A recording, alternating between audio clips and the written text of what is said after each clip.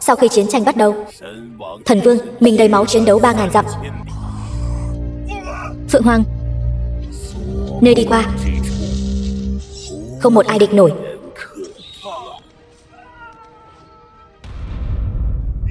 Diệp Lăng Thiên, hôm nay cứ dùng máu của ngươi cung bản Vũ Tàng, kiếm thánh nước Hoa. Hãy đến để hoàn thành danh hiệu thiên hạ vô địch của cung bản ta. Ách ngồi đáy giếng còn dám xưng vô địch. Lấy mạng ngươi, chỉ cần một đao.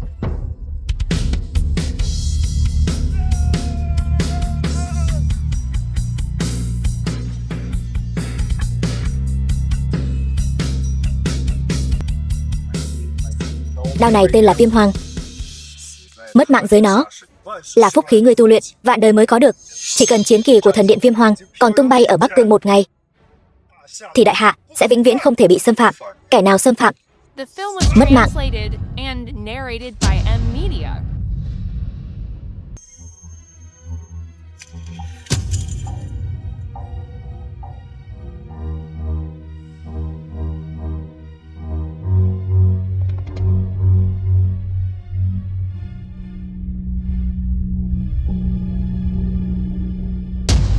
Năm năm sau, một đôi ca lại đến rồi. Cái thằng ngốc này ngày nào cũng lười biếng ngồi thiền. Tôi phải đi mách với ông chủ một tiếng để trừ lương của nó. Cũng không thể nói như vậy. Thằng nhóc này đến chỗ chúng ta được 5 năm rồi. 5 năm nay tuy nó ngốc nghếch, suốt ngày lẩm bẩm thần bí, nhưng bình thường cũng giúp không ít chúng ta làm việc. Một mình nó bằng 3 người chúng ta. Thôi đi. Này, lần trước tôi nghe nó lẩm bẩm cái gì mà thần điện đánh lui địch rồi phản đồ. Chẳng lẽ nó thật sự có lai lịch gì sao? Cái thằng ngốc này có lai lịch gì chứ? Đi ăn cơm.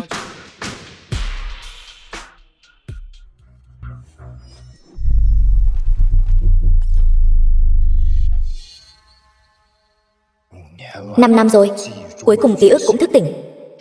Thực lực cũng khôi phục đến 3/10 thời kỳ đỉnh phong. Đã đến lúc điều tra rõ chân tướng 5 năm trước.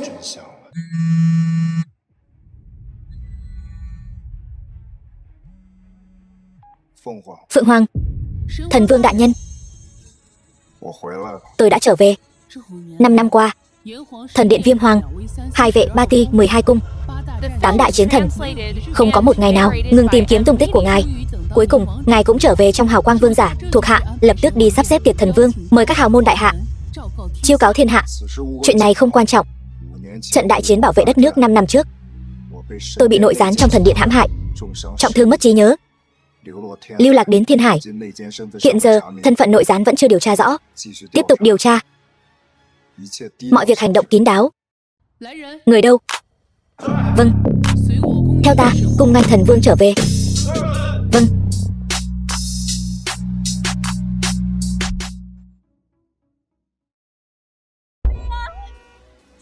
Cứu mạng. Cứu mạng.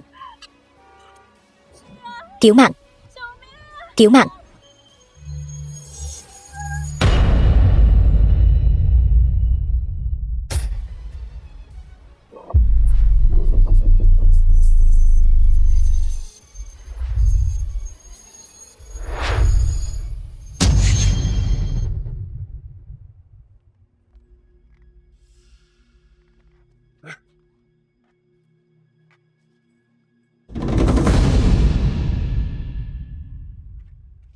Cảm ơn anh. Ông nội. Ông nội, ông vẫn ổn chứ? Không sao chứ?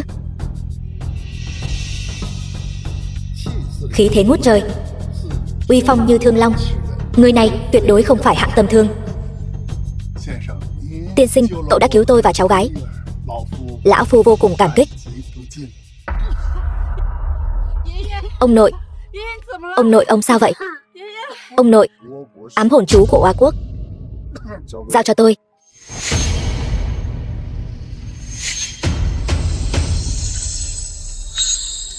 Ông nội, anh muốn làm gì ông nội tôi? Tôi thấy lão gia tử tấm lòng lương thiện, chỉ là ra tay cứu người mà thôi. Ông nội, ông không sao rồi chứ? Thanh Mặc, ta không sao rồi. Tiên sinh, tại hạ Tô Trấn Quốc. Cảm ơn cứu mạng của cậu. Cậu đã 2 lần cứu mạng tôi. Ơn lớn, không biết lấy gì báo đáp. Đây là chìa khóa của biệt thự số 1, khu biệt thự Tụ Long. Từ hôm nay trở đi sẽ thuộc về cậu. Cậu có thể dọn vào ở bất cứ lúc nào. Còn có Thanh Mặc.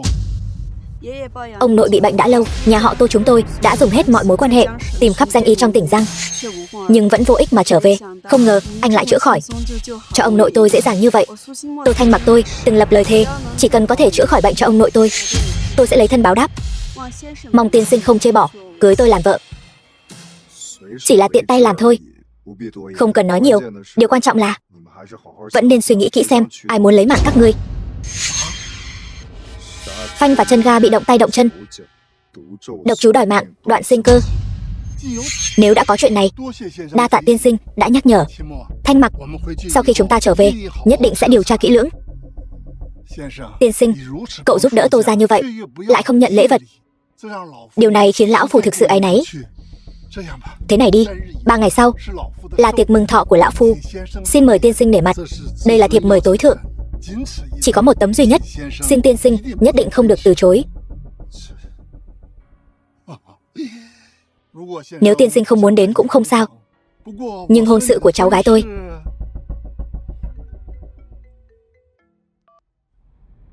Alo mẹ, con sắp đến khách sạn Thiên Hải rồi. Sảnh Long Phụng phải không? Vâng, con đến ngay đây. Lão gia, cháu nhớ chuyện tiệc thọ rồi.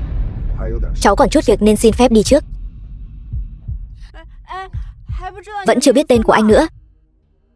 Khách sạn Thiên Hải, đó chẳng phải là sản nghiệp của nhà họ Tô chúng ta sao? Ông nội hay là cháu sắp xếp? Alo, chuẩn bị cho tôi một món quà hậu hĩnh, đưa đến sảnh Long Phụng. Tiêu chuẩn phải là cao nhất đại hạ. Khách sạn Thiên Hải. Xin lỗi, Thông gia, Tiểu Lam, Tiểu Thiên sắp đến rồi. Cái người này ra vẻ ta đây quá nhỉ, để cả đám bọn tôi phải chờ một mình cậu ta. Không biết còn tưởng là nhân vật có bản lĩnh thông thiên, cao không với tới nữa chứ. Thông gia, bà nói xem có đúng không? Tiểu Thiên, có lẽ là có chuyện gì đó nên bị chậm trễ. Xin lỗi mọi người. Nghe ý của chị thì cậu ta có việc quan trọng hơn cả việc cùng Tiểu Lam đính hôn sao?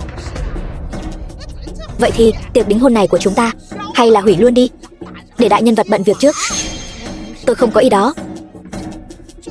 Ngay cả Hoàng thiếu gia, bậc đại nhân vật thực sự, cũng có thể đến đúng giờ. Một thằng sửa xe rách nát, cậu ta còn bận hơn cả Hoàng thiếu gia sao? Mẹ, người này là ai vậy? Ăn mặc như thế này mà cũng đến dự tiệc đính hôn sao?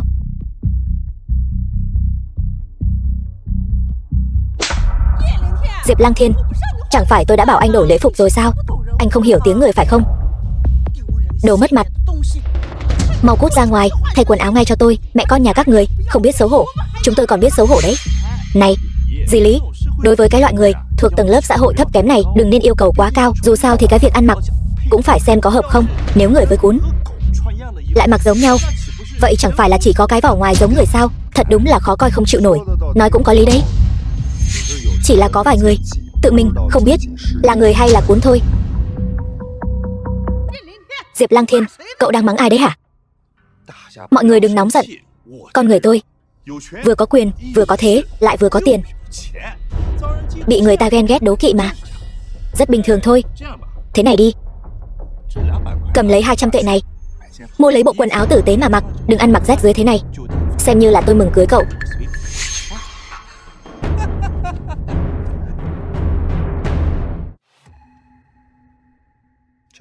Đây chính là bạn thân khác giới của cô đấy sao? Tiểu Thiên, còn nói ít thôi. Bà xui ra, bà xem hôm nay cũng không còn sớm nữa. Hay là chúng ta để Tiểu Thiên và Tiểu Lam đính hôn trước đi.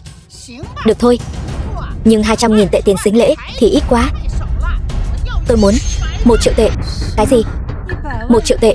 Cái này, bà xui ra, chuyện sính lễ đó chúng ta không phải đã thương lượng xong rồi sao?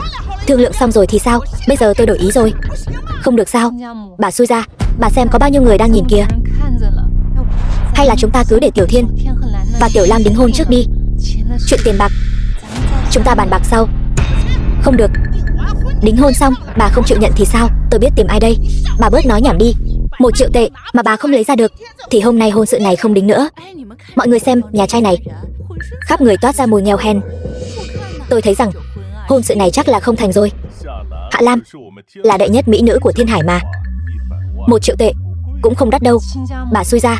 Tôi biết bà muốn 1 triệu tệ này cũng là vì 2 đứa trẻ này. Chỉ là tôi nói thẳng với bà nhé, em trai Tiểu Lam nhà chúng tôi đã thích một chiếc Porsche. Số tiền này không phải cậu nên bỏ ra sao? Bà muốn 1 triệu tệ này chính là để mua cho em trai cô ấy một chiếc xe thì sao nào? Nó là em vợ tương lai của cậu. Nó muốn gì chẳng lẽ cậu không nên cho sao? Nực cười, tôi là cưới nó sao? Diệp Lăng Thiên, thái độ cậu gì vậy? Tôi nói cho cậu biết, 3 triệu tệ tiền sính lễ. Thiếu gia Vương, công tử Lý đang xếp hàng chờ mang đến nhà tôi đây này. Bây giờ chỉ cần cậu 1 triệu tệ. Cậu phải biết ơn đấy, quỳ xuống tạ ơn đi. Bà đây là bán con gái, chờ được giá thì bán. Diệp Lăng Thiên, chỉ còn vẹn 1 triệu tệ mà anh đến mức này sao? Đúng vậy, với nhan sắc như Tiểu Lam, đòi anh 1 triệu tệ không quá đáng đâu nhỉ? Đây đã coi như tổ tiên anh tích đức. Anh nên đốt nén hương lớn tạ ơn rồi. Vị tiên sinh họ Diệp này, tôi nói cho anh biết nhé, lấy vợ là phải tốn tiền đấy. Hơn nữa, tôi đã trải nghiệm rồi. Rất mượt. Thiếu gia Hoàng nói đúng. Diệp Lăng Thiên, cậu nói xem số tiền này cậu có đưa hay không? 1 triệu tệ mua một đôi giày rách, cô ta xứng sao? Anh, Tiểu Thiên, con nói bậy bạ gì vậy? Bà xui ra, điều kiện nhà chúng tôi bà cũng biết rồi đấy. 1 triệu tệ này, nhất thời chúng tôi cũng không lấy ra được. Bà xem, có thể cho chúng tôi thêm chút thời gian không? Chúng tôi sẽ đi gom góp. Không được. Ngay bây giờ, 1 triệu tệ, 1 xu cũng không được thiếu. Mẹ, chúng ta đi thôi. Bà thông gia, bà xem, tình cảm của Tiểu Thiên và Tiểu Lam mà chỉ vì sính lễ mà đứt đoạn thì đáng tiếc biết bao. Bà xem, bà có thể làm ơn cho chúng tôi thêm chút thời gian được không? Chúng tôi sẽ đi gom góp. Thời gian? Ai mà không thiếu thời gian? Thời gian là vàng bạc. Bà thông gia, bà không phải có một căn nhà cũ sao? Bán căn nhà đó đi, rồi hỏi mượn thêm tiền của họ hàng, bạn bè. Chẳng phải sẽ có 1 triệu tệ sao? Đúng rồi, căn nhà đó của bà tuy hơi cũ, nhưng nếu bán cũng được mấy trăm nghìn tệ đấy. Sau đó vay thêm ít các khoản vay trực tuyến, chẳng phải là đủ rồi sao? Nhưng mà căn nhà này tôi chỉ có 1 căn thôi. Vậy nếu tôi bán đi? Tôi biết ở đâu. Bà ở đâu thì liên quan gì đến chúng tôi? Bà tự nghĩ cách đi chứ. Người lớn thế rồi còn cần tôi dạy sao? Tiểu Lam, sao lại nói chuyện với người lớn như thế? Bà thông gia, cái cầu Thiên Hải bà biết chứ? Dưới cầu có một cái lỗ, có thể ở được đấy. Bà động não một chút đi. Muốn ở luôn có chỗ để ở thôi. Cô ơi, hay là cô đến nhà cháu ở cái tòa nhà bỏ hoang kia đi. Ở đó có nhiều người vô gia cư lắm, người đông vui vẻ, lại còn nhiều trò vui nữa. Đúng là cuốn ngậm ngọc bãi phân. Diệp Lăng Thiên, cậu mắng ai đấy? Mắng các người đấy. Bắt mẹ tôi bán nhà, vay tiền trực tuyến ở gầm cầu, chỉ để mua một chiếc xe cho em trai cô ta. Lời này mà cũng nói ra được, các người khác gì cầm thú. Tiểu Thiên, con đừng nói nữa. Bà thông gia, căn nhà này tôi bán. Mẹ, con yên tâm. Số tiền này, cho dù mẹ có đập nồi bán sắt cũng sẽ gom đủ cho con. Được, nhất ngôn cửu đỉnh. Vậy thì bây giờ tôi sẽ nói yêu cầu thứ hai của chúng tôi. Sao? Sao cái gì mà sao? Tiền sính lễ là tiền sính lễ. Muốn cưới Tiểu Lam nhà chúng tôi không dễ thế đâu. Đầu tiên phải có nhà chứ. Tuyệt đối không được dưới 300 mét vuông. Phải trả toàn bộ tiền mặt. Còn tên phải viết tên một mình Tiểu Lam nhà chúng tôi. Thứ hai, phải có một chiếc xe chứ. Yêu cầu không cao đâu. BMW, mạch, Porsche, chọn đại một chiếc là được rồi. Những yêu cầu trên nếu không được, đừng hòng cưới con gái tôi. Cái gì? Chuyện này phải rồi. Diệp Lăng Thiên, sau khi nhà sửa xong thì bố mẹ, em trai tôi đều sẽ dọn vào ở. Nhưng mẹ anh thì thôi đi. Bà ta lúc nào cũng có mùi hôi thối, tôi không chịu nổi. Cầm miệng. Tiểu Thiên, đừng xúc động. Mẹ không sao đâu. Bà thông gia, ngôi nhà và chiếc xe bà vừa nói có phải quá đắt không? Chúng tôi thật sự không có nhiều tiền như vậy. Mọi người đều nghe thấy rồi đấy nhé, là họ không có tiền. Họ không làm được thì đừng làm nữa.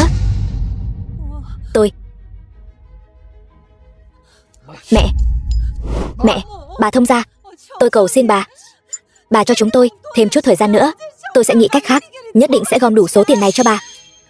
Mẹ, dậy đi, mẹ. Không cần cầu xin bà ta, dậy đi. Hôn sự hôm nay, con không cưới nữa. Con nói linh tinh gì vậy? Đã đến nước này rồi, sao hôn sự này lại không thể định được? Bà thông gia, tôi cầu xin bà, hãy để chúng tôi nghĩ cách khác. Nghĩ cách? Các người có thể nghĩ ra cách gì?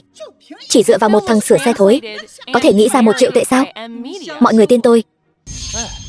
Dì đây vẫn có giác ngộ đấy chứ. Vậy tôi sẽ giúp dì một tay. Dì xem dì kia, dì cũng là người sắp xuống lỗ rồi.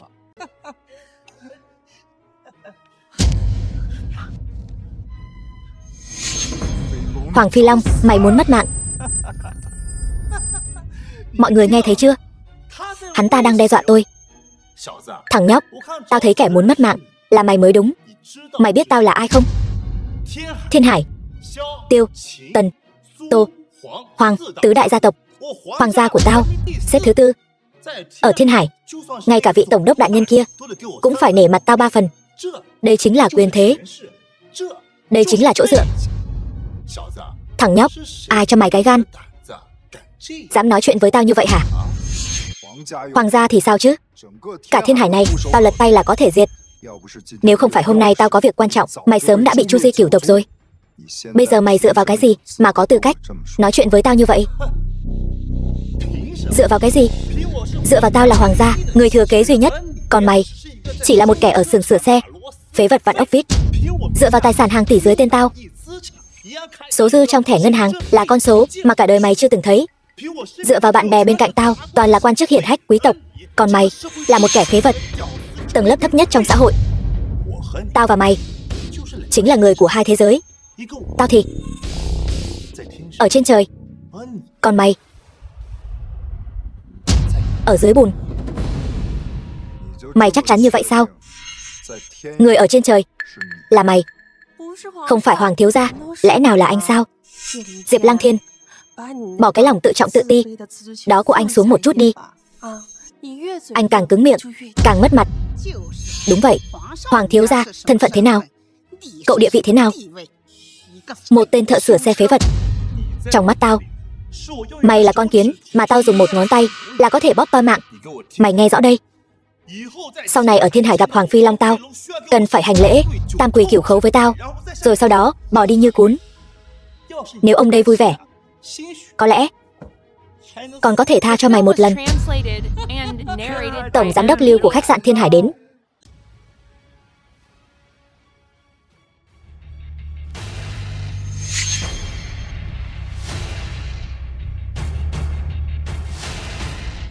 Nhận lệnh chủ tịch, đặc biệt đến sảnh Long Phượng để dâng tặng món quà hậu hĩnh cho một vị khách quý. Nhan niệm quân tử, ôn nhuận như ngọc. Tô gia tặng quốc chủ đại hạ một khối cổ ngọc ngự ban. Thất tiếp thanh vân, phúc địa trình tường. Bảo mã hương xa, phúc lộc lăng thiên. Tặng một căn biệt thự tại khu biệt thự Cự Long Sơn Trang. Siêu xe phiên bản giới hạn toàn cầu. Một chiếc phe gia di bản tùy chỉnh. Tiềm long xuất thủy, vạn trung vô nhất. Tô gia tặng tiền mừng 66 triệu tệ. 6 thùng vàng thỏi. Mẹ ơi, con không phải đang mơ đấy chứ? Ngoài ra, rượu ngon tặng người hào kiệt. Đặc biệt tặng bộ sưu tập quý giá của khách sạn. 99 thùng do Mane công ty. Cái gì? Do Mane công ty? Chính là loại có giá sàn 100.000 tệ một chai do Mane công ty. 99 thùng lận đó. 100.000 tệ sao? Loại rượu này là của khách sạn chúng tôi. Bộ sưu tập theo năm.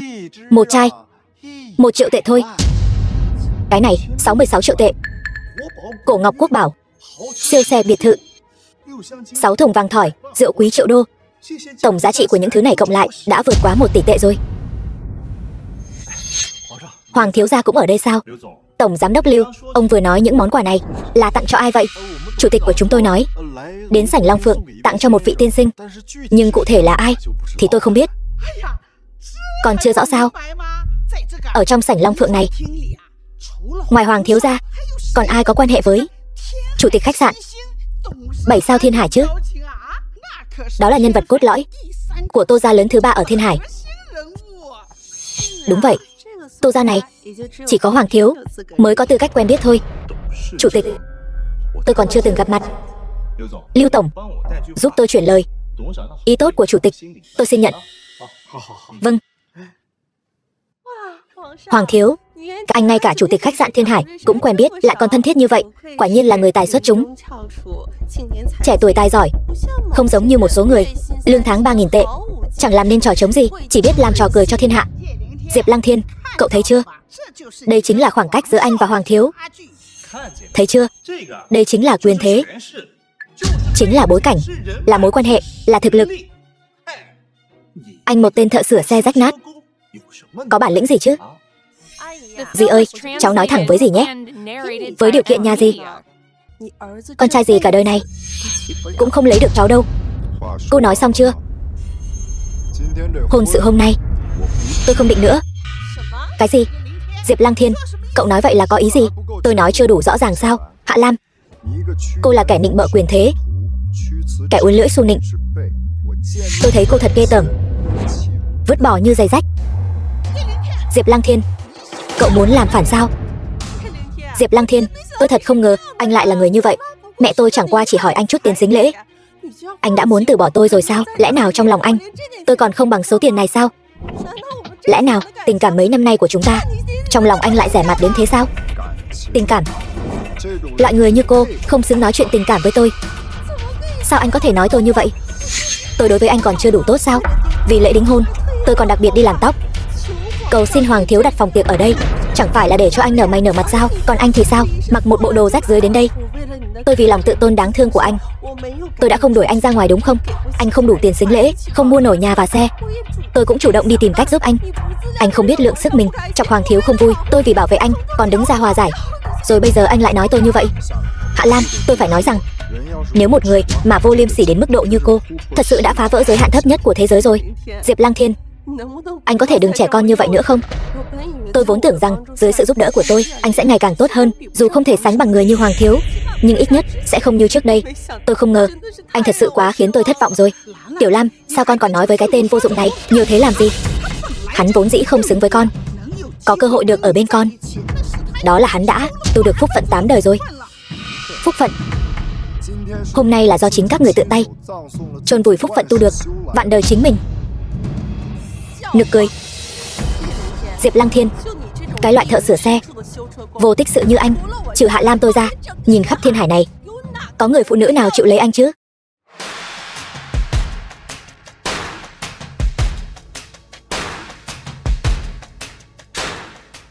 Ai nói không có ai muốn lấy anh ấy chứ?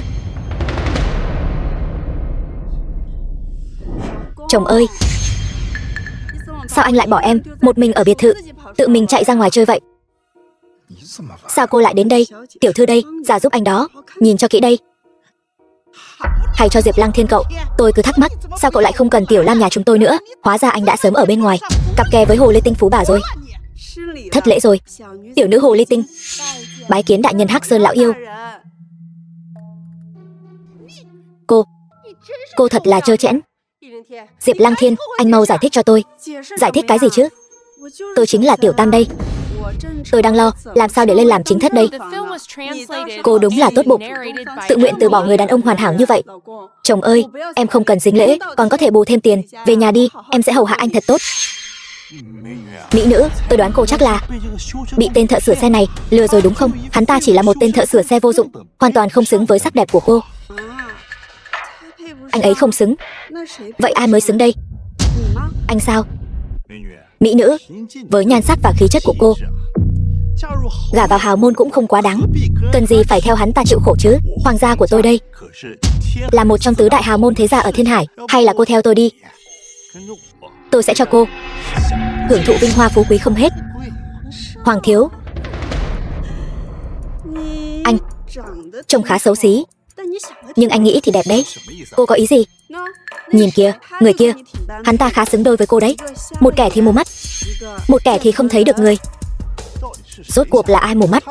Tên thợ sửa xe vô dụng này có vị hôn thê, còn chạy đi ăn bám cô. Có thể thấy lòng dạ hắn không ngay thẳng, hành vi phóng đãng. Cô phải hết sức cẩn thận, cẩn thận bị hắn lừa tiền, lừa tình đấy. Ăn bám tôi còn mong đấy chứ, nhưng chồng tôi, anh ấy không cho tôi cơ hội này. Hắn ta chỉ là một tên thợ sửa xe rách nát, không quyền thế, không gia thế, không quan hệ. Tôi đây lại là người thừa kế duy nhất của hoàng gia. Thối quá. Tôi muốn hít thở không khí trong lành một chút. Cô em dâu, đậu phụ thối với rượu chua.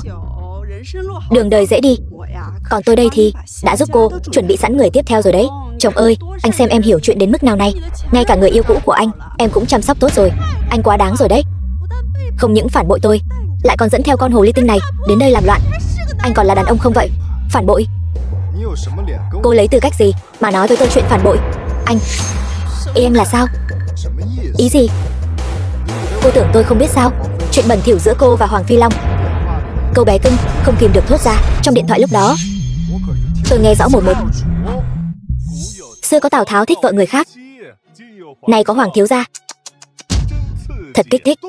Tất cả im miệng hết cho tôi. Diệp Lang Thiên, anh nói gì? Anh... Đây là vu khống. Thằng nhóc, đừng nói bừa. Nếu không, tao sẽ khiến mày phải trả giá.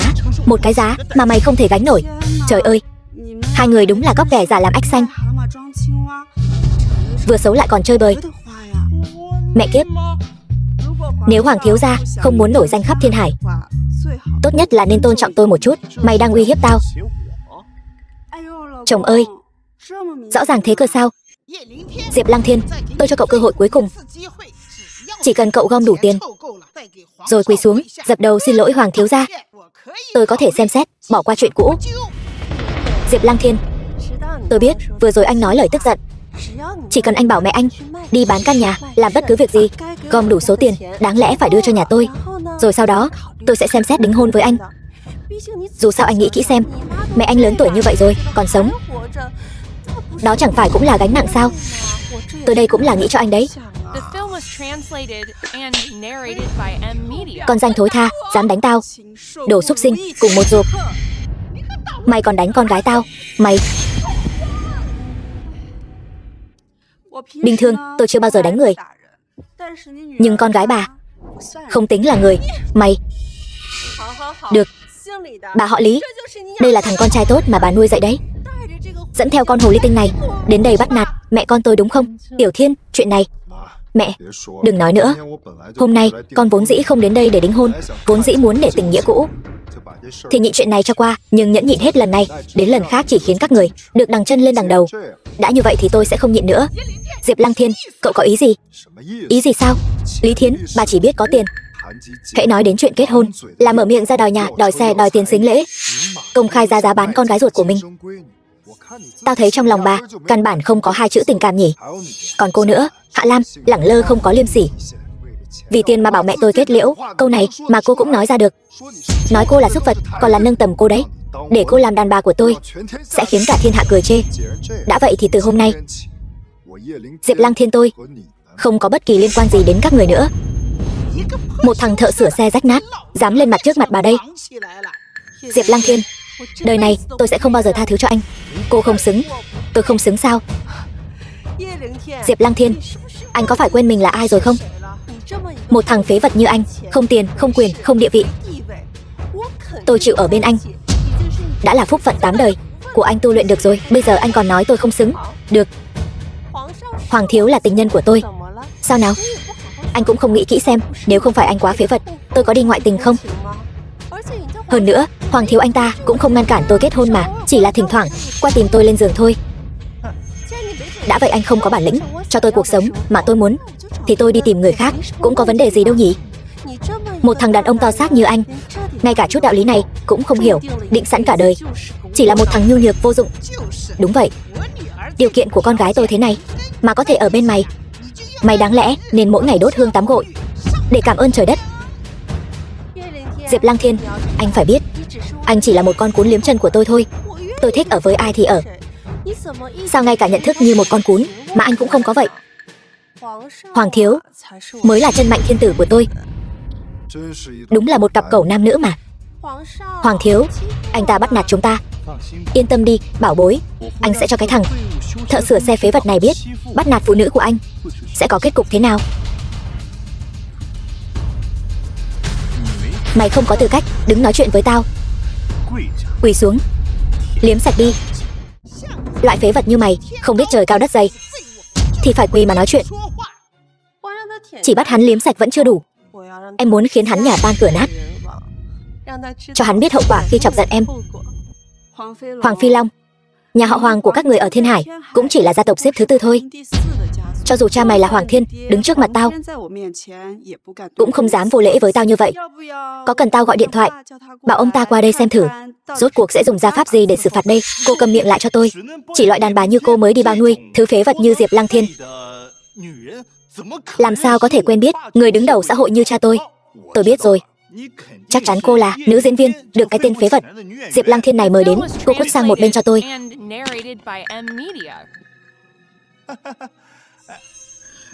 Vẫn còn diễn. Phế vật, quỳ xuống, liếm sạch đi.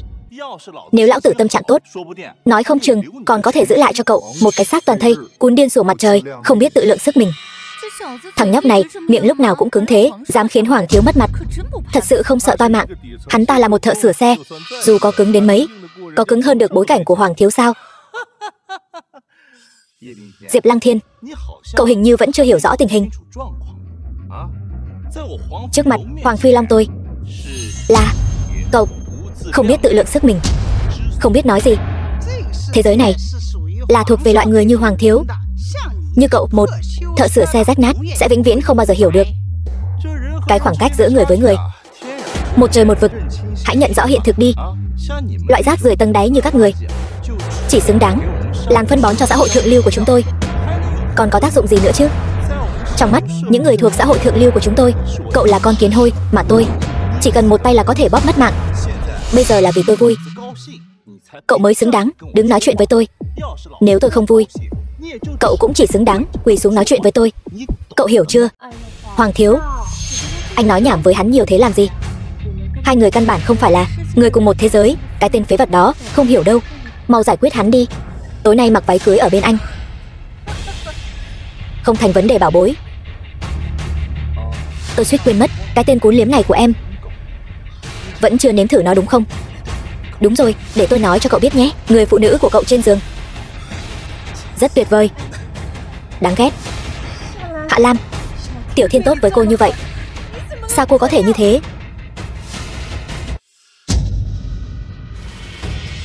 Tôi như thế thì sao? Hoàng thiếu đưa tôi đi ăn nhà hàng Michelin, ở khách sạn 5 sao, mua túi LV. Tôi ngủ với anh ấy vài lần thì sao chứ? Không như Diệp Lăng Thiên, cái tên nghèo kiết xác này, chẳng mua nổi cái gì. Lẽ nào tôi còn phải giữ trong trắng cho hắn sao? Thời đại nào rồi chứ? Chỉ tốt với Tiểu Lam thôi thì có tác dụng gì? Có ăn được không? Hoàng thiếu này mới là xứng đôi vừa lứa với Tiểu Lam nhà chúng tôi. Xứng đôi vừa lứa sao? Đúng vậy. Trai trộm gái cướp, trời sinh một cặp. Khốn kiếp, mày có gan nói lại cho lão tử nghe xem. Mày còn dám xem thường tao?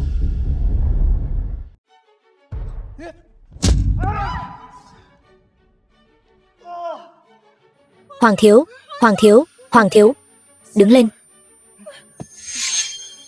Không sao chứ? Mày dám đánh tao? Hôm nay mày, cả con mụ già sắp mất mạng của mày, cả con mụ thối tha kia nữa. Nếu hôm nay mày bước ra khỏi cái cửa này, hôm nay lão tử không mang họ Hoàng. Ồn ào quá. Ồn ào cái gì mà ồn ào? Hoàng thiếu gia, ngài sao thế này? Mày đến đúng lúc lắm. Chính là hắn, chính là cái thằng điên này. Hắn ta đánh người khắp nơi, còn đập phá nữa, còn đập vỡ cả chai rượu Yamane công ty mà các người tặng. Cái gì cơ? Rượu là mày đập vỡ? Hoàng thiếu gia là mày đánh? Phải thì sao? Mày gan to thật đấy. Mau qua đây, quỳ xuống, xin lỗi. Nhanh lên, chưa đủ. Tao còn muốn một cái chân của hắn nữa. Cả con mụ già sắp mất mạng này nữa, cả con mụ thối tha này nữa, phải quỳ xuống, phải chui qua dưới chân tao. Nghe rõ chưa? Một cái chân. Mày tự làm hay để bọn tao giúp mày? Châu chấu đá voi, nực cười hết sức. Cái thằng phế vật nhà mày có giỏi đánh nhau đến mấy thì có ích gì chứ? Bọn tao dựa vào quyền thế, dựa vào thế lực. Bây giờ tao muốn mày quỳ, mày vẫn không phải quỳ xuống sao?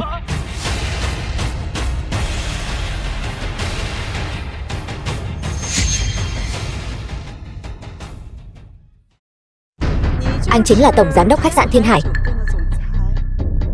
Phải. Có chuyện gì? Thứ nhất, không phân biệt đúng sai, không biện bạch thiện ác. Thứ hai, thấy lợi quên nghĩa, bè phái làm điều gian. Thứ ba, lạm dụng chức quyền, dùng thế lực chèn ép người khác. Khách sạn Thiên Hải mời ông đến là để làm việc như thế này sao? Lưu tổng, ông đừng bị hắn ta dọa cho sợ. Cô ta chính là diễn viên được cái thằng phế vật Diệp Lăng Thiên này mời đến để giả vờ ngầu thôi. Hoàng thiếu gia, cái thằng Diệp Lăng Thiên nghèo kiết xác đó lấy đâu ra tiền mà mời diễn viên chứ? Em thấy không biết là từ ổ gà nào bắt được con gà hoang nào về đấy. Hóa ra là đồng phạm. Vừa hay đến đây cùng với cái thằng tên là Diệp Lăng Thiên kia. Nhanh lên, cùng nhau quỳ xuống đi. Người nên quỳ xuống là anh mới đúng. Cô nhập vai ghê nhỉ? Hay là thế này đi, Hoàng Phi Long tôi cũng là người biết thương hoa tiếc ngọc, vậy thì cho cô một cơ hội. Tối nay hầu hạ tôi cho tốt. Chuyện trước đây sẽ bỏ qua hết. Rồi Diệp Lăng Thiên cho cô bao nhiêu tiền? Hoàng thiếu gia tôi cho cô gấp đôi. Hoàng thiếu gia, không sao đâu, bảo bối, đến lúc đó cùng chơi nhé. Thế nào, nghĩ kỹ xem nào. Dù sao cô đi theo Diệp Lăng Thiên, cái tên phế vật đó cũng chẳng có tiền đồ gì, chi bằng đi theo bản thiếu gia đây. Con đàn bà thối, lúc tôi cho cô thể diện thì tốt nhất cô nên nhận lấy, bằng không có thuốc hối hận để mà uống đâu. Hoàng thiếu gia, chúng tôi sẽ mở cho ngài một phòng tổng thống trước, rồi trói cô ta mang đến cho ngài. Đến lúc đó ngài muốn chơi thế nào thì chơi thế đó. Được thôi. Anh là tổng giám đốc Lưu phải không? Từ hôm nay trở đi, anh bị khách sạn Thiên Hải sa thải và bị phong sát toàn bộ ngành. Tôi cho anh 3 giây, lập tức biến khỏi mắt tôi. Còn phong sát, sa thải tôi, cô có thật sự coi bản thân mình là cái gì không hả? Cô tưởng mình là ai chứ? Tôi chính là chủ nhân của khách sạn Thiên Hải. Cái gì? Chủ nhân của khách sạn Thiên Hải? Còn chủ nhân khách sạn Thiên Hải nữa chứ? Cô khoác lác cũng không soạn trước bản nháp. Ê anh, là cô ta là giả sao? Hoàng thiếu gia, đương nhiên là giả rồi. Chủ tịch của chúng tôi là ai mà tôi lại không rõ chứ? Chỉ riêng điểm là đàn ông thôi. Cô ta đã không khớp rồi. Hóa ra đến bây giờ vẫn còn diễn kịch. Tôi đã nói rồi mà, mặc một bộ đồ nhái cao cấp đã muốn đóng vai nữ tổng tài bá đạo. Đáng tiếc, người của xã hội thượng lưu không phải là thứ gà rừng chui ra từ ổ gà như cô có thể diễn được đâu. Chủ tịch khách sạn Thiên Hải ít nhất cũng là một nhân vật lớn. Cô ta đúng là dám diễn thật đấy. Thật đáng tiếc, bị người ta vạch trần trước mặt mọi người. Cho cô 2 lựa chọn. Một là tự mình ngoan ngoãn đến phòng của Hoàng thiếu gia chờ. 2 là chúng tôi lột sạch đồ của cô, ném lên giường của Hoàng thiếu gia, làm trò cười cho thiên hạ.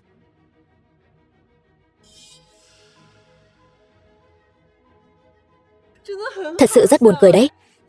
2 người các ngươi, một kẻ là thợ sửa xe vặt ốc vít thối tha, một kẻ thì không biết chui từ đâu ra là con gà rừng diễn kịch, còn mặt mũi nói chúng tôi là lũ hề nhảy nhót. Người đẹp gọi điện thoại gọi người đến rồi. Trần Thắng 3 phút. Sảnh Long Phượng chậm 1 giây, hậu quả tự chịu. Tôi gặp chủ tịch Trần còn phải đặt lịch trước. Cô một cuộc điện thoại là gọi đến được. Cô mặt dày thật đấy. Hóa ra còn điều tra trước. Tên của chủ tịch chúng tôi thật chuyên nghiệp quá. Cái này cũng không cần điều tra đâu nhỉ. Dù sao thì chủ tịch Trần Thắng cũng là một nhân vật có địa vị và tiếng tăm. Biết đâu đấy, cuộc điện thoại này thật sự đã gọi được chủ tịch đến rồi. Dù sao thì là diễn viên mà, 2 chân dạng ra bám được một chủ tịch chẳng phải cũng là chuyện bình thường sao? Đáng tiếc là chủ tịch của chúng tôi hôm nay ra ngoài đi đón một nhân vật lớn rồi, hoàn toàn không có ở khách sạn. Thật hay giả? Trong vòng 3 phút chẳng phải sẽ biết sao? Lão tử không có thời gian chơi với cô đâu. Người đâu? Nam thì phế chặt tay, nữ thì lột sạch ném vào phòng. Bà già đó, mau tống ra ngoài cho tao. Thế này thì làm sao đây? Dì yên tâm, có cháu ở đây sẽ không sao đâu. Mất mạng đến nơi rồi còn dám cứng miệng. Ra tay. Dừng tay. Chủ tịch Trần, sao ngài lại đến đây? Trần Thắng, chủ tịch khách sạn Thiên Hải. Vừa nãy ngài không phải đã ra ngoài rồi sao? Tôi đi đâu? Còn phải báo cáo với anh sao? Không cần. Chủ tịch Trần, tôi tên là Hoàng Phi Long. Trước đây chúng ta đã gặp rồi, ngay ở chỗ. Không quen. Đừng cản đường. Hoàng thiếu, có chuyện gì vậy? Không phải rất quen với chủ tịch sao? Người quý hóa hay quên mà. Tôi đang xử lý mấy cái Thứ không biết điều này đây chính là thằng nhóc này dám ra tay đánh khách quý cao cấp của chúng ta, sau đó còn làm vỡ một chai rượu do Mane công ty phiên bản quý hiếm mà ngài định tặng vị khách này nữa cơ mà. Tôi đang chuẩn bị xử lý hắn đây. Phải rồi, còn có người phụ nữ này nữa dám mượn danh tiếng của ngài lừa gạt khắp nơi. Hỗn xược. Đại tiểu thư, chuyện này là do tôi không biết nhìn người, quản lý cấp dưới không tốt, xin cô xử lý. Đại tiểu thư, Chủ tịch Trần, ngài nhận nhầm người rồi phải không? Đúng vậy, cô ta chính là bồ nhí của thằng thợ sửa xe hôi hám này. Sao có thể là Tô đại tiểu thư được chứ? Không thể nào. Loại người phế vật như Diệp Lăng Thiên sao có thể quen biết đại tiểu thư nào đó được? Tất cả câm miệng lại cho tôi. Đại tiểu thư, tôi xin giới thiệu với mọi người về bản thân tôi. Tôi, Tô Thanh Mặc, là tổng giám đốc của tập đoàn Tô Thị Tô Gia ở Thiên Hải, cũng là chủ nhân của khách sạn này.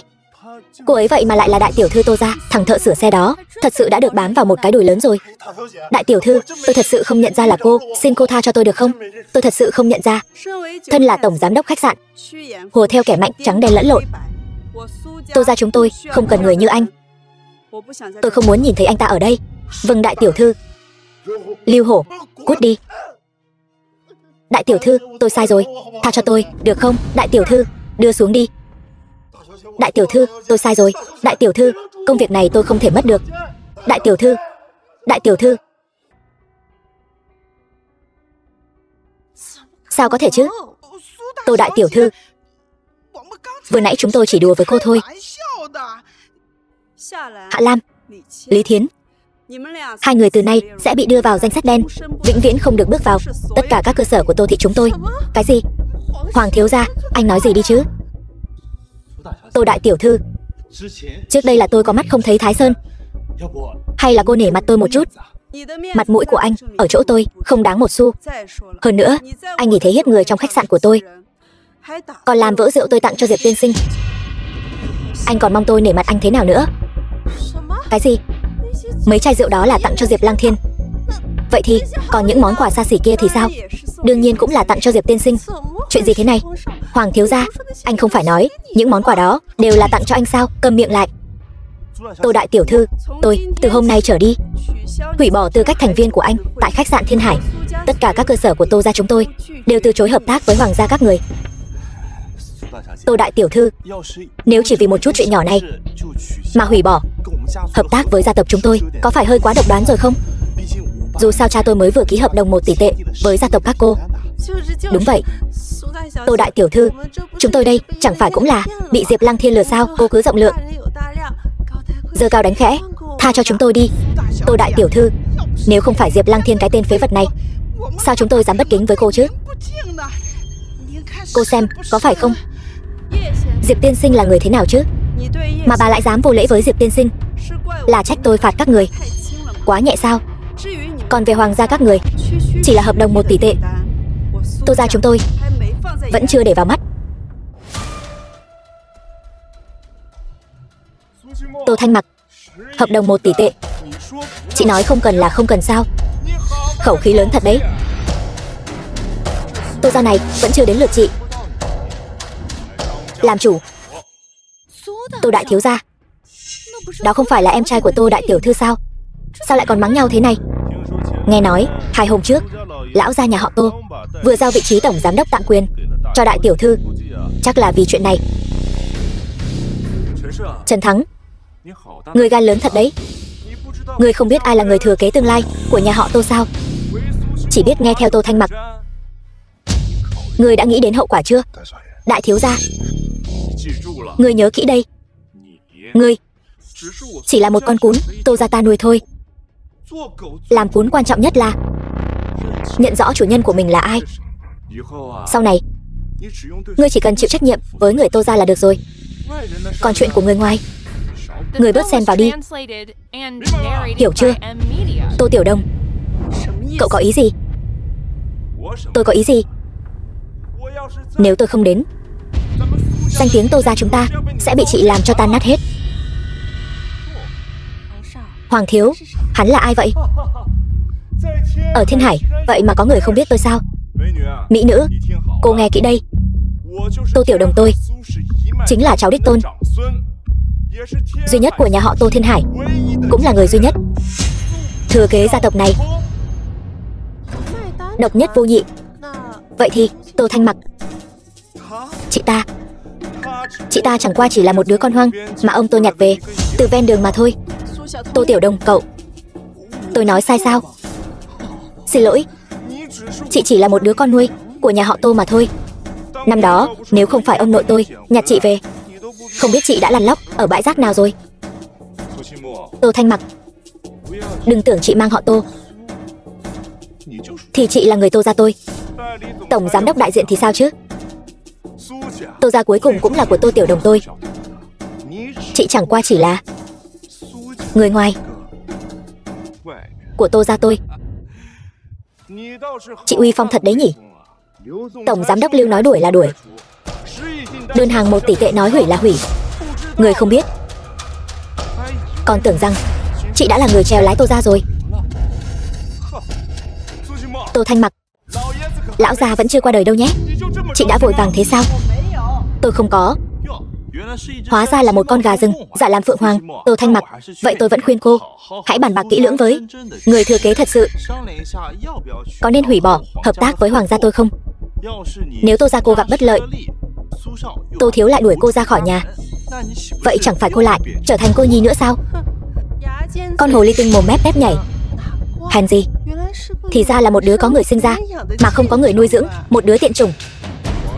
Hoàng thiếu phải không? Biết nói chuyện đấy. Tôi thích, tôi nhất định kết bạn với cậu. Còn cô nữa, tôi là bạn của Hoàng thiếu, tên Hạ Lam. Đã là bạn của Hoàng thiếu, đó cũng là bạn của Tô Tiểu Đồng tôi. Sau này có gì cần cứ tìm tôi. Yên tâm nhé, sẽ không để cô chịu thiệt đâu. Diệp Lăng Thiên, mày cười cái gì? Tô thiếu gia, Hoàng thiếu gia đây mới là đàn ông chân chính. Không như mày, một tên phế vật, cả ngày chỉ nghĩ làm sao trèo lên Tô gia để ăn bám. Loại rác rưởi tầng đáy xã hội như hắn còn muốn trèo lên môn đăng hộ đối với Tô gia tôi, mơ giữa ban ngày. Tô gia còn con, ta lật tay là có thể diệt, cũng xứng để ta bám víu sao? Diệp Lăng Thiên, mày có phải vặn ốc vít vặn đến ngu luôn rồi không?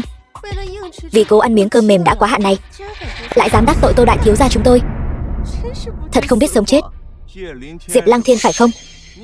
Mày có biết rằng Tô Thanh Mặc là người phụ nữ được thiếu gia trưởng của gia tộc họ Tần, gia tộc đứng thứ 2 ở Thiên Hải, để mắt tới không? Mày là cái loại rác rưởi gì cũng dám tranh giành phụ nữ với Tần thiếu gia? Tô Tiểu Đông, cậu bớt ở đó tung tin đồn nhảm đi. Tôi và Tần Quân Lâm không có bất kỳ quan hệ nào, trước đây không có, sau này cũng sẽ không có. Tôi cảnh cáo cậu, nếu cậu còn dám không tôn trọng Diệp tiên sinh, hậu quả tự gánh chịu. Chị bảo tôi hậu quả tự gánh chịu sao? Hắn ta muốn dùng cờ lê gõ tôi sao? Tô Thanh Mặc, tôi nhắc nhở chị một câu nhé, chị tốt nhất nên giữ khoảng cách với những người đàn ông khác đi. Nếu để Tần thiếu gia biết được, chị cắm sừng anh ta. Người gặp họa không chỉ có mình chị đâu, mà còn có cả Tô gia tôi nữa. Tôi nói cho cậu biết lần nữa, tôi chưa bao giờ đồng ý gả cho Tần Quân Lâm, không có bất kỳ quan hệ nào với hắn ta. Tô Thanh Mặc, chị còn không hiểu sao? Chuyện này chị không có quyền lựa chọn. Tần gia chủ đã nói rồi, chỉ cần liên hôn là có thể cùng Tô gia tôi chia sẻ đơn hàng giá trị hàng nghìn tỷ. Đến lúc đó Tô gia tôi nhất định sẽ quật khởi trở lại, thay thế Tiêu gia, trở thành đại gia tộc số 1 Thiên Hải. Tô Thanh Mặc, chị chỉ có một lựa chọn, chính là ngoan ngoãn gả cho Tần thiếu gia. Bắt nạt kẻ yếu, sợ kẻ mạnh, chỉ biết chạy theo lợi ích, đây chính là cái gọi là thế gia thượng lưu sao? Thật khiến người ta buồn nôn. Câm miệng. Mày cái tên phế vật vặn ốc vít kia, có biết thế nào là thế gia thượng lưu không? Sợ là cơm mềm không ăn được nên tức giận rồi phải không? Diệp Lăng Thiên, mày dám đối đầu với toàn bộ thế gia thượng lưu của Thiên Hải sao? Tô Tiểu Đồng tao hôm nay sẽ dạy cho ngươi chữ toi mạng viết thế nào. Tô Tiểu Đồng, ngươi chỉ là một kẻ nịnh bợ quyền thế, một tên công tử bột bắt nạt kẻ yếu, sợ kẻ mạnh. Ta căn bản không hề để ngươi vào mắt. Đại nhân thợ sửa xe cao quý của chúng ta, khẩu khí của hắn lớn thật đấy. Diệp Lăng Thiên, tao còn hơi bội phục mày rồi đấy. Mày có biết không, cho dù là Giang Tỉnh chi chủ kia gặp Tô thiếu của chúng ta cũng đều phải cung kính. Thằng phế vật nhà ngươi dựa vào cái gì mà dám nói chuyện như vậy với Tô thiếu? Tôi phát hiện trước đây tôi nói ngươi là phế vật, thật sự là đã hiểu lầm ngươi rồi. Xem ra ngươi đúng là đồ ngốc thật rồi. Một thợ sửa xe nghèo kiết xác, không tiền không thế, còn dám ở đây ăn nói ngông cuồng. Đúng là không biết trời cao đất dày. Chỉ dựa vào những lời này của ngươi, hôm nay ai cũng không giữ được ngươi.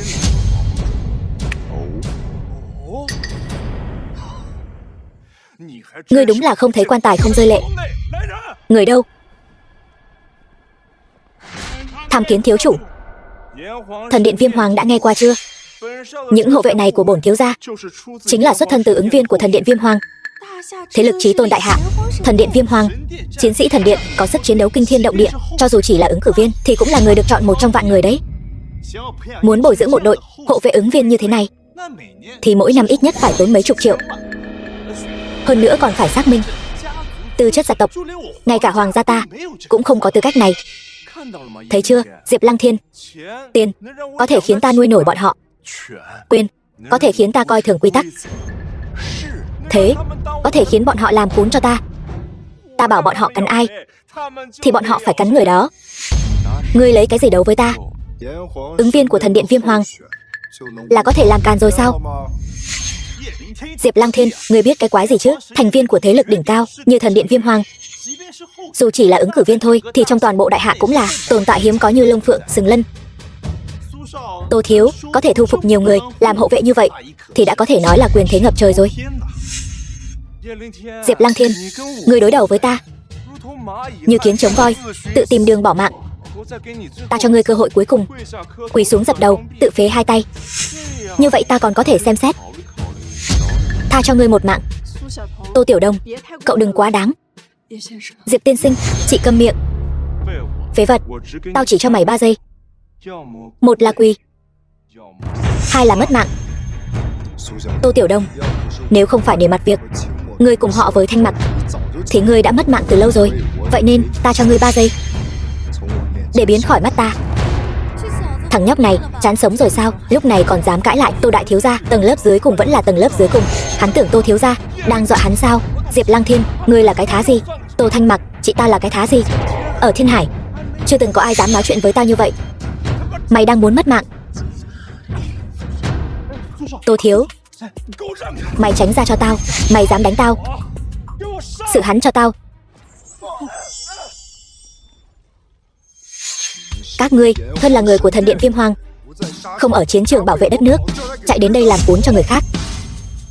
Bọn ngươi tội đáng chu di.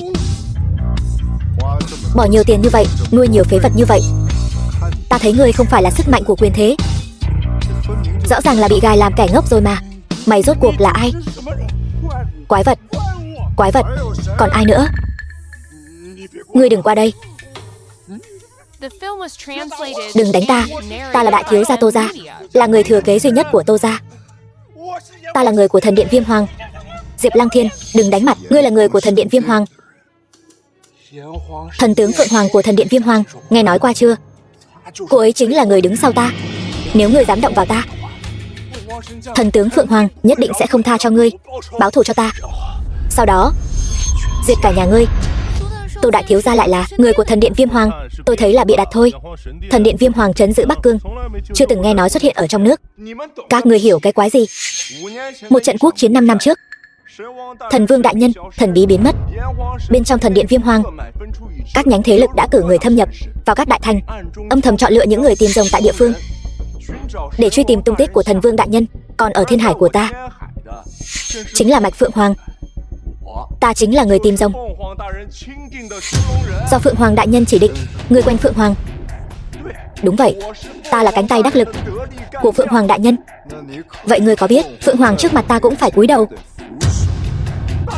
To gan, ngươi lại dám sỉ nhục Phượng Hoàng đại nhân. Động thủ với ta chính là không coi Tô gia chúng tôi ra gì. Bây giờ ngươi còn dám nói năng hỗn láo đối với Phượng Hoàng đại nhân của thần điện Viêm Hoàng. Ngươi thằng thợ sửa xe rách dưới, ngươi định chọc thủng trời sao? Diệp Lăng Thiên, ngươi có biết gần đây ngươi đã gây ra họa lớn đến mức nào? Ve không biết tuyết, côn trùng mùa hè nói chuyện băng giá. Các người chỉ đang tự phá hủy bầu trời của mình. Khách sạn Thiên Hải, sảnh Long Phượng. 3 phút. Vâng, đại nhân. Toàn tốc chạy đến khách sạn Thiên Hải.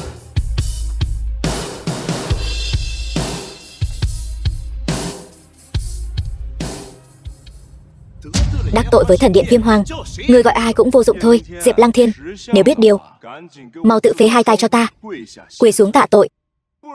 Bằng không, ta nhất định sẽ cầu xin Phượng Hoàng đại nhân, khiến người tan thành cho bụi, chu diệt cả nhà. Lời nói và hành động vô lễ, có mắt không tròng. Các người có biết ngài ấy là ai không? Cô gái xinh đẹp, cô là ai vậy? Ngươi không xứng biết thân phận của ta. Mau xin lỗi vị tiên sinh trước mặt ngươi đi. Vì chính bản thân ngươi và để nhà họ Tô các người còn một con đường sống. Ý của ngươi là nếu ta không xin lỗi hắn, thậm chí ngay cả ta, ngay cả nhà họ Tô của ta cũng sẽ gặp họa diệt vong. Đúng vậy. Ngươi có biết không, Tô gia ta ở Thiên Hải đã hưng thịnh trăm năm, cơ nghiệp lớn mạnh, quyền thế hiển hách, so với hai nhà Tần Tiêu cũng chỉ hơi kém một chút. Hắn, một tên thợ sửa xe, dùng cái gì mà diệt ta chứ? Dùng cờ lê sao?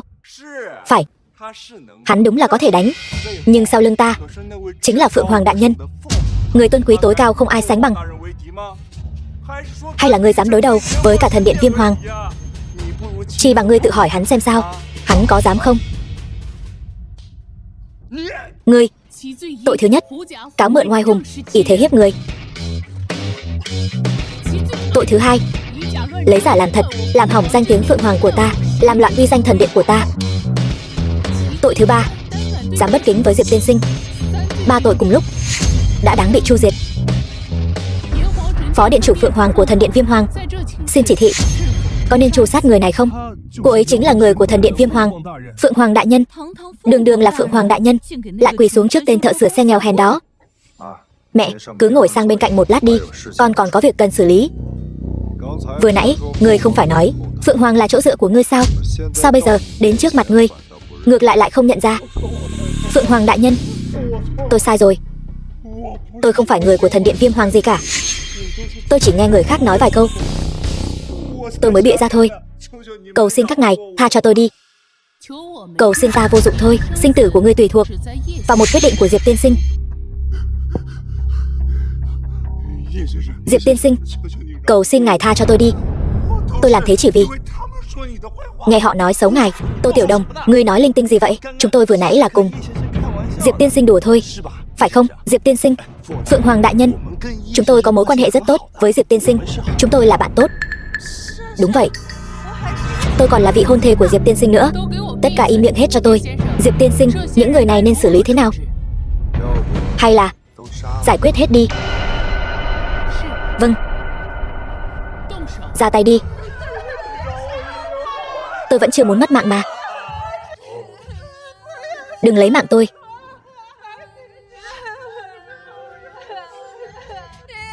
Diệp Lăng Thiên, đừng lấy mạng em. Em yêu anh mà. Đừng lấy mạng tôi, xin cậu đấy. Diệp đại ca, anh tha cho tôi đi. Tôi vẫn chưa muốn mất mạng mà. Diệp thiếu, chị ơi, chị nói vài câu đi chứ. Em là em trai ruột của chị mà. Diệp tiên sinh, Tô Tiểu Đông là trưởng tử duy nhất của người nhà họ Tô chúng tôi. Anh có thể tha cho cậu ấy được không? Yên tâm đi, tôi biết chừng mực mà. Ra tay đi.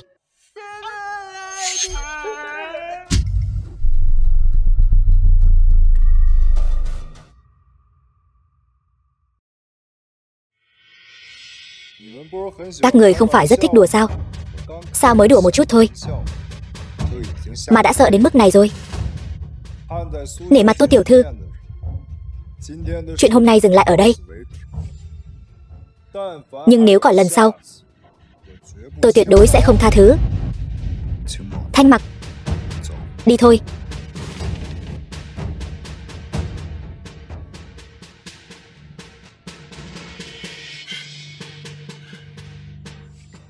Có phải chúng ta thực sự đã nhìn nhầm rồi không?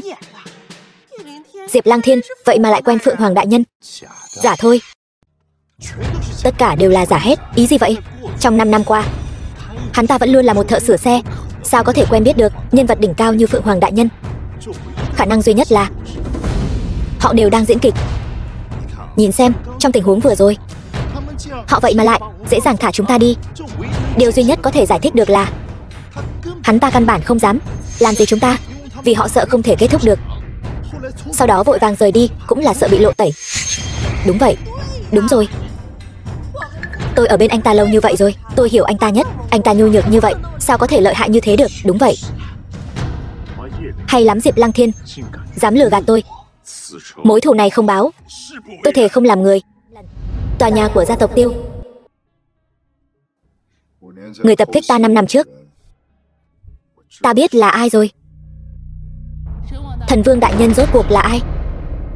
Đông Hoàng Thái Nhất. Là hắn. Năm đó, hắn thèm khát vị trí thần vương của ta, thông đồng với nước Hoa, liên thủ với cung bản, muốn lấy mạng bổn vương. May mắn ta dùng bí pháp thần điện, cưỡng ép kéo dài tính mạng, đánh trọng thương 2 người đột phá vòng vây, nhưng lại gặp phản vệ của bí pháp, trọng thương ngất đi. Lúc này mới có tất cả mọi chuyện sau đó. Đông Hoàng lại dám thông đồng với nước Hoa, mưu hại thần vương. Tư tâm đó đáng bị tiêu diệt. Hành vi đê tiện, người này đáng diệt. Truyền lệnh của ta xuống, trong vòng 3 ngày tổ chức thần vương yến ở Thiên Hải, mời tất cả gia tộc ở Thiên Hải tham gia. Thuộc hạ tuân lệnh. Đông Hoàng, cơ hội này ngươi sẽ không bỏ qua đâu nhỉ?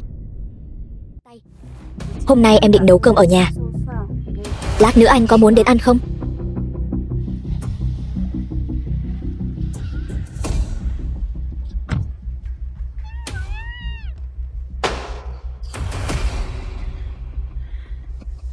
Diệp Lăng Thiên, thứ mà Tần Quân Lâm ta không có được, cho dù là hủy đi cũng không thể để ngươi có được. Nhà máy bỏ hoang. Ngươi là ai? Tại sao lại bắt cóc tôi? Tỉnh rồi. Tần Quân Lâm, sao lại là ngươi? Đúng vậy, chính là ta. Thả tôi ra. Ngươi thả tôi ra. Tôi vừa gọi một cuộc điện thoại cho Diệp Lăng Thiên, bảo hắn qua đây. Ngươi đoán xem hắn có đến không? Ngươi muốn dùng ta uy hiếp anh ấy, ngươi nằm mơ đi. Tiện nhân, ngươi nhất định phải là nữ nhân của Tần Quân Lâm ta. Sống, mất mạng đều phải. Ngươi vô sỉ, ta chính là vô sỉ. Ta cho hắn 10 phút, nhưng thật ra ta 1 giây cũng sẽ không chờ. Ta sẽ trước tiên làm nhục ngươi, sau đó ta lại lấy mạng ngươi. Ngươi nói xem, lúc hắn tới, nhìn thấy thi thể ngươi bị làm nhục trước rồi lấy mạng sau, thì sẽ đau lòng đến mức nào đây? Cứu mạng, buông cô ấy ra. Lăng Thiên, thật đúng là xem thường ngươi rồi. Đến nhanh như vậy sao? Ta nói lại lần nữa, buông cô ấy ra. Đứng lại, đừng nhúc nhích. Nếu còn nhúc nhích ta sẽ lấy mạng cô ta. Lăng Thiên, anh mau đi. Anh mau đi đi mà. Cầm miệng. Tần Quân Lâm, ta đồng ý với ngươi. Ngươi đừng động vào cô ấy. Diệp Lăng Thiên, ngươi không phải rất lợi hại sao? Sao bây giờ lại ngoan ngoãn, giống như một con cún vậy? Lăng Thiên, anh mau chạy đi. Anh đừng bận tâm đến em. Có bản lĩnh thì xông vào ta đây. Đừng động vào Thanh Mặc. Diệp Lăng Thiên, ngươi cho rằng ta ngốc sao? Ta sẽ trực tiếp động thủ với ngươi. Nhưng đừng lo lắng, hôm nay có rất nhiều người chơi đùa với ngươi. Người đâu?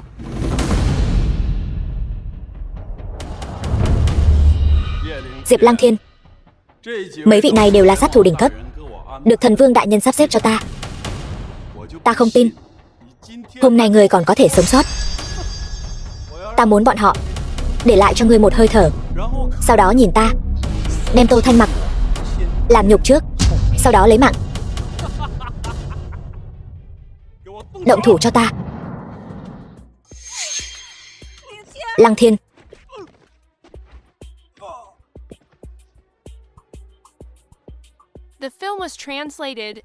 sao có thể như vậy? Đừng qua đây. Đứng lại cho ta. Tần Quân Lâm, đừng động vào cô ấy. Đừng động vào cô ta sao? Được thôi, quỳ xuống cho ta. Quỳ xuống cho lão tử. Lăng Thiên, anh đừng nghe hắn. Hắn sẽ không bỏ qua cho em đâu. Anh mau đi đi. Cầm miệng.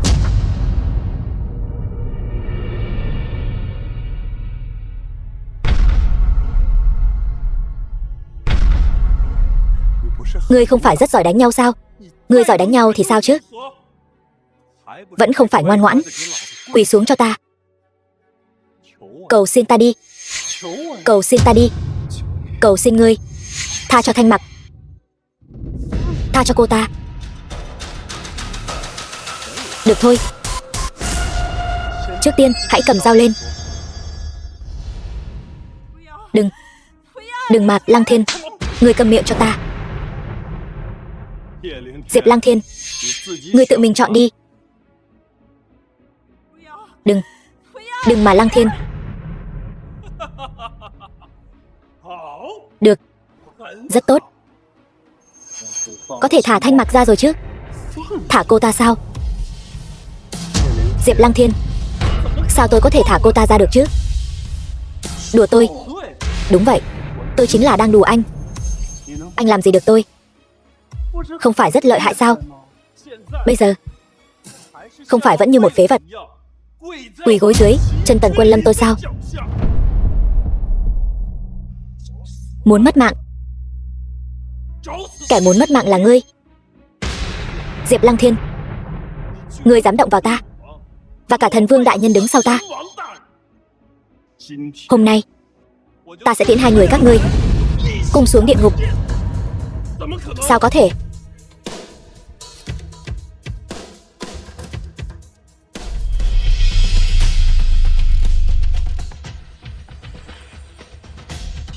Cái này còn có vấn đề gì sao? Xuống gặp Diêm Vương mà hỏi đi.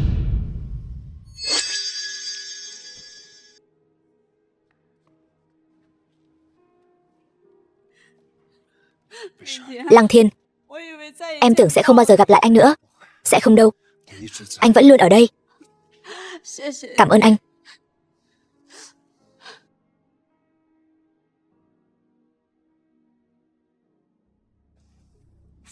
Phượng Hoàng, truyền lệnh của ta xuống. Đốt lửa hiệu, truyền khắp Cửu Châu. Sắc lệnh, thần điện Viêm Hoàng, hai vệ Ba Ti 8 chiến thần, dẫn theo toàn bộ nhân mã của 12 cung thuộc điện, lập tức đến Thiên Hải cho ta. Vây kín Thần Vương Yến. Thuộc hạ tuân lệnh. Xuất phát.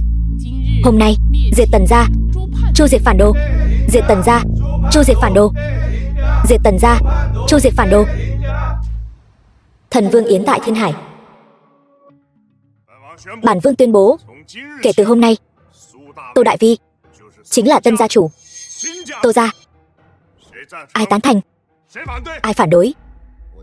Đại hạ rộng lớn của ta sao có thể dung thứ cho lũ gian tặc dị tộc làm chủ?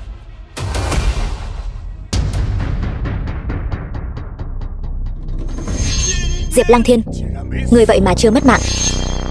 Cha con Tô gia nịnh hót bề trên, khinh thường bề dưới, bất chấp tình thân, không có chút lương tri nào, không xứng làm người. Phạt các người phế ngũ chi, vĩnh viễn không được chữa trị.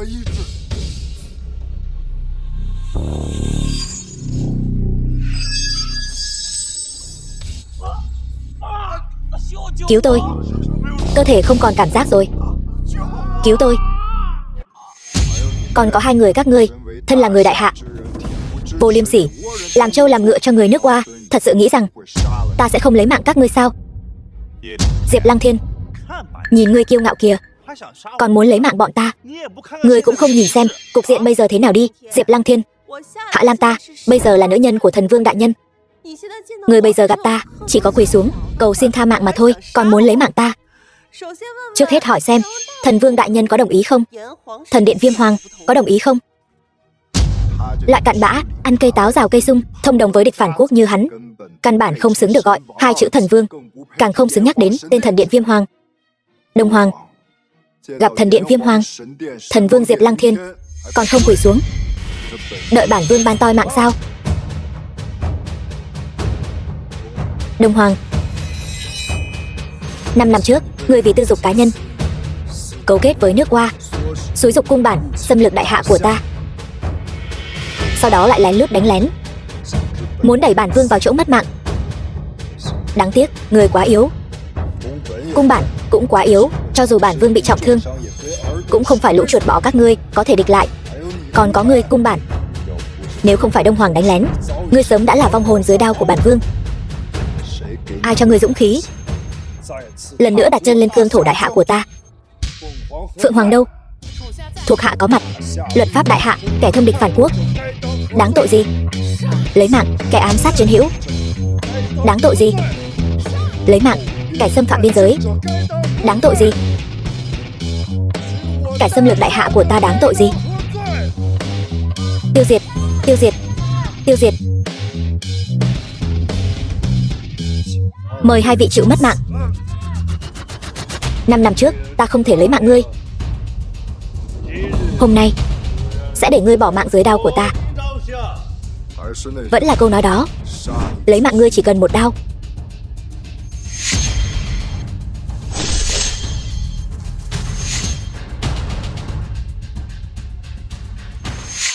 Lấy mạng hay lắm. Đây mới là dáng vẻ nên có của thần vương đại hạ ta. Nhát đao năm đó của ta, ngắn ngủi 5 năm không thể khôi phục. Nói cách khác, hắn không dùng toàn bộ thực lực, đã một đao tiêu diệt. Sao có thể? Sao có thể mạnh như vậy? Ngươi sẽ không thật sự nghĩ rằng chỉ dựa vào hắn là có thể ngăn được ta chứ? Diệp Lăng Thiên, ngươi đừng quá ngông cuồng. Ngươi chẳng qua chỉ tiêu diệt một tên người nước Hoa thôi. Thần vương đại nhân của bọn ta còn chưa ra tay đâu. Chỉ cần thần vương đại nhân ra tay, nhất định sẽ khiến ngươi mất mạng, không có chỗ chôn. Ta khuyên ngươi vẫn nên ngoan ngoãn, quỳ xuống càng sớm càng tốt, dập đầu cầu xin thần vương đại nhân tha mạng. Nếu thần vương đại nhân tâm trạng tốt, con sẽ tha cho ngươi một mạng. Ba người các ngươi thật sự ngu xuẩn đáng thương, đến nước này còn không nhìn rõ tình thế. Đông Hoàng, chịu mất mạng đi. Ta chính là thần vương của thần điện Viêm Hoàng. Viêm Hoàng lạnh nằm trong tay ta. Ngươi dám bất kính với ta?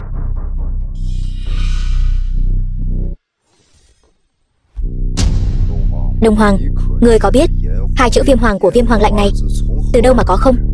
Viêm Hoàng là nói người đại hạ chúng ta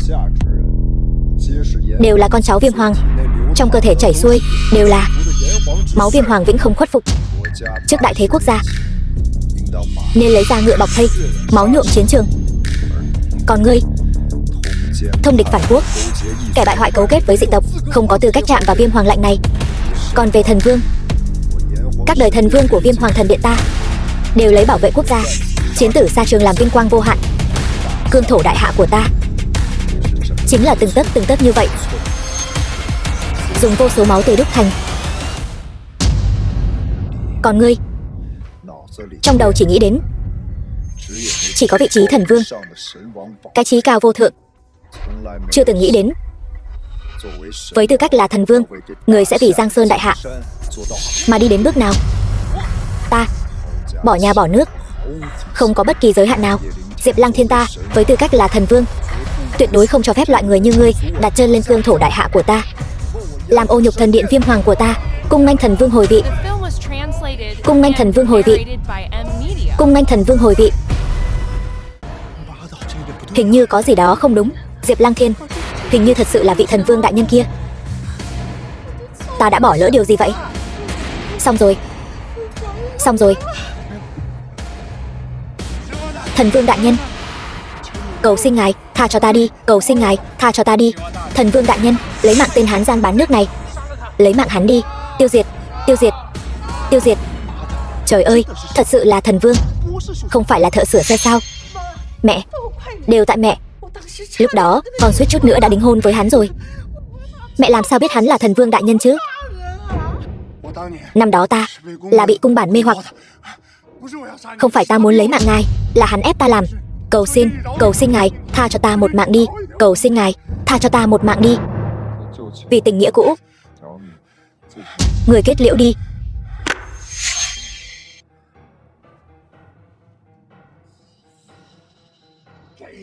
Ta mạng đi cho ta. Đại nhân, cẩn thận. Nhát đao này vì đại hạ. An tâm mất mạng đi.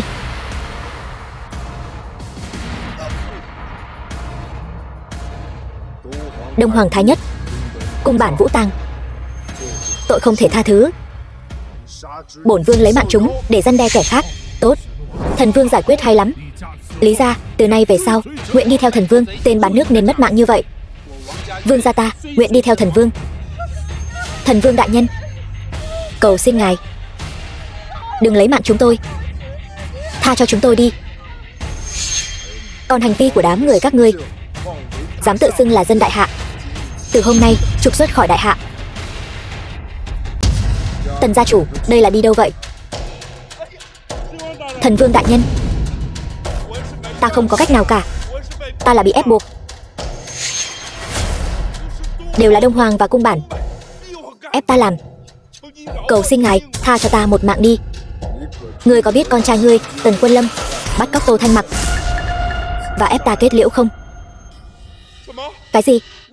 Vậy nó mất mạng rồi. Tần gia tự nguyện hiến dâng tất cả gia sản. Thiên Hải, từ nay về sau không còn Tần gia nữa. Ngươi không hận ta sao? Thế không bằng người, không có gì để hận. Tô Thanh Mặc,